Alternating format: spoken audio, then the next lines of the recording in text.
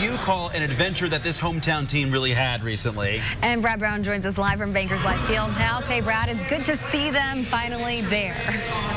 Yes, home sweet home indeed, because the trip that they had back after Sunday's game in Seattle was certainly one to remember, but one that they're going to look back on and try and figure out what the heck happened, because everything kind of, well, you just got to take it as you go. If you've traveled across country, you might know what this is like, but anyway, it took a whole lot longer than it should have for them to get back. So let's kind of recap what happened. They lost to Seattle Saturday afternoon, then it was time to load up and come back home for this game here. The flight that they had out of Seattle was supposed to leave local time at around 7:45. Around 10 o'clock.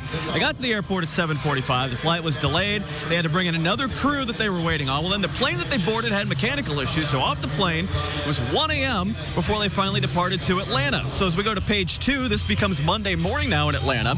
As you might guess, Monday morning in Atlanta, you can't get a quick flight for 18 people in a hurry, so they had to get a bus. The bus going back left Atlanta about 10:30 in the morning. They had to change drivers because they had maxed out the hours of driver number 1. An 8-hour drive back finally got them here about 8 p.m. Had a chance to talk this afternoon with Natalie Achanwa, who chronicled the whole thing on social media, and they're taking it all with a grain of salt. Was there a point when you recognized that the whole thing had kind of gone crazy? Well, I think it was when we got back off the plane, we all just started to laugh, and then got back on the plane, and then when we got to Atlanta, we realized that, well, we didn't have any flight options. So I think our spirits were light the whole time. That was the best part of it, is that we just enjoy being around each other, so we made light of the situation.